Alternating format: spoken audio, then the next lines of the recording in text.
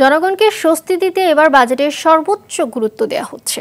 কমতে পারে বেশ কিছু যেসব পণ্য ও সেবার দাম। কৃষি উৎপাদন, মৎস্য ও গবাদি ক্ষেত্রে প্রায় 20টি পণ্যের উৎসে কর কমানোর সিদ্ধান্ত আসতে পারে। কৃষিজাত পণ্যে ভ্যাট কমানোর পাশাপাশি আসতে পারে প্রণোদনার ঘোষণা।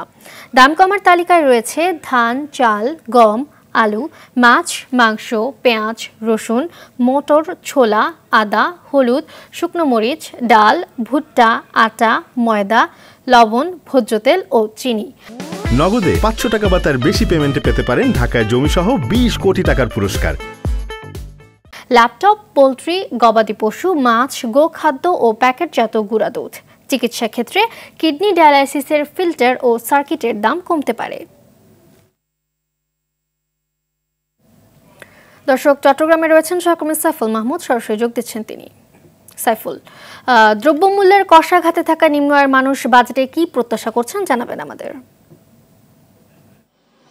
জি মালিহা, যেমনটি বলেছেন আসলে আমি নগদে 500 টাকা বা তার বেশি পেমেন্টে পেতে পারেন ঢাকায় জমিসহ 20 কোটি টাকার পুরস্কার। সকালবেলা বেশ কিছু সাধারণ মানুষের সাথে কথা বলেছি আজকে যে বাজেট উপস্থাপন করা হবে সেই বাজেট নিয়ে, এবং সেই বাজেট নিয়ে তাদের প্রত্যাশা একটাই, সেটা হচ্ছে যে নিত্যপণ্য এবং যে ভোগ্যপণ্য আছে সেগুলো যাতে কমানো হয়, এটাই কিন্তু সাধারণ মানুষ চাচ্ছে।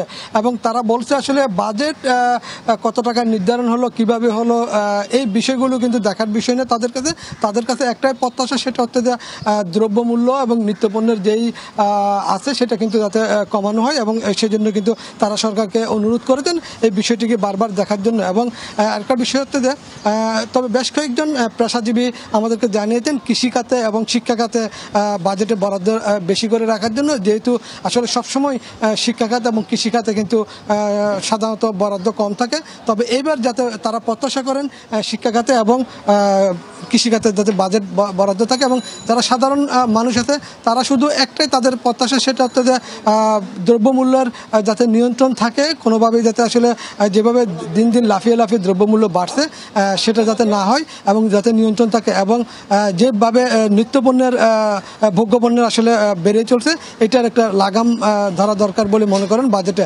যেহেতু একটি বাজেট আসলে একটা জাতির ভবিষ্যৎ নীতি নিয়ামক হিসেবে কাজ করে, সেই জন্য কিন্তু এখনই তারা বলছেন টেনে না ধরলে কিন্তু আসলে বাজেট পরবর্তীতে সেটা আর টেনে ধরা হবে না, এখনই সেটা টেনে ধরার জন্য বারবার বলেছেন।